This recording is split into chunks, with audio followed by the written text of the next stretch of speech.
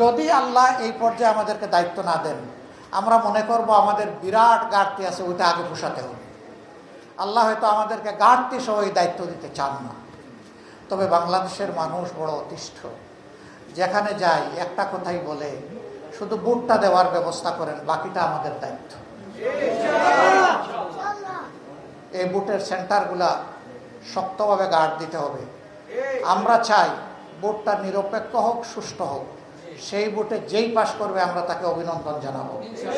কিন্তু আমরা 3 বার বুট দিতে পারি নাই, এবার 4র্থবার কেউ যদি আমাদের ভোট ডাকাতি করতে আসে, আমাদেরকে তৈরি থাকতে হবে ডাকাতের হাত ভেঙে দেওয়ার, যেন দুঃসাহস না করে আমার বুটে হাত দেওয়ার। তার বুট সে দিবে, আমার বুটটা আমি দেব। তার পছন্দ মতো সে তার প্রার্থীকে ভোট দেবে, আমার পছন্দ মতো আমি আমার প্রার্থীকে ভোট দেব। এরপরে জনগণের ভোটে যে নির্বাচিত হবে সে আবার আমাদের সবার নেতা, সবার দায়িত্বশীল, সবার চৌকিদার, সবার পাহারাদার। এর বাইরে আমরা কোনো কিছু মানব না। এই শক্তি ওই শক্তির হুমকি ধমকি এগুলো ভাই আমরা পরোয়া করি না, কারণ আমরা পরোয়া করি আল্লাহ তাআলাকে। আমাদের নেতৃবৃন্দ ফাঁসির রশিতে গিয়েছেন, কিন্তু মুখের হাসি দূর হয় নাই, হাসতে হাসতে গিয়েছে।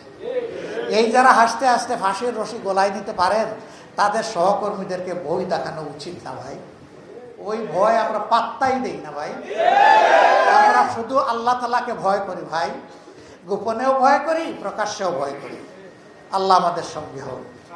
আপনাদের প্রতি আবারও কৃতজ্ঞতা।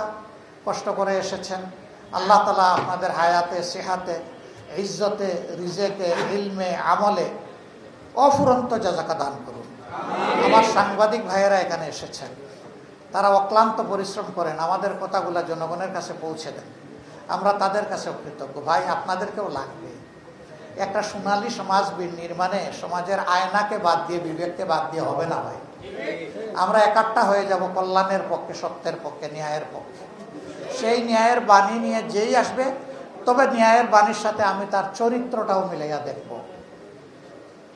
তিনি কি ন্যায়ের বাণী আমাকে ইলেকশনের আগে শোনাচ্ছেন, নাকি পরেও তার মাঝে আমি পাবো? একটা গল্প বলেই শেষ করছি। এক শ্রান্ত পথিক পিপাসার্থ হয়ে দৌড়াই এসে চেয়ারম্যান সাহেবের বাড়িতে ঢুকছে, হাঁপাইতে হাঁপাইতে। চেয়ারম্যান সাহেব বললেন, বাবা তোর কি হয়েছে?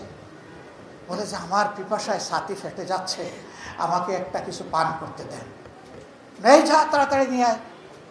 তার আর্দালি পুরা ভর্তি জগ পানি নিয়ে আসছে, একটা গ্লাস নিয়ে আসছে, সামনে রাখছে। এখন আর ওই পিপাসার্থ পথিক একবার জগের দিকে তাকায়, একবার গ্লাসের দিকে তাকায়, কিন্তু হাত আগায় না এবং পান করে না। এবার চেয়ারম্যান সাহেব জিজ্ঞেস করেন, কিরে বাবা তোর কি হলো? এত পিপাসার্থ মনে হলো যে তুই কাত হয়ে পড়ে যাবি।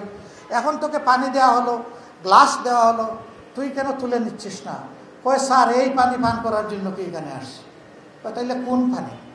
ওই যে ইলেকশনের সময় আসছিলাম, আর ফুস করা পানি একটা খাওয়াইছিলেন, ওই ফুস করা পানি পাবো না স্যার। ওই আবার ইলেকশন আসলে পাবে, 5 বছর অপেক্ষা করবে।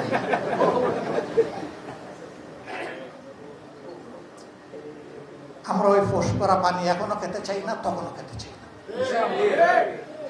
12 মাস প্রতিদিন 365 দিন যেই পানি পাওয়া যাবে সেই পানি সমানভাবে ভাগ করে খাবো ইনশাআল্লাহ।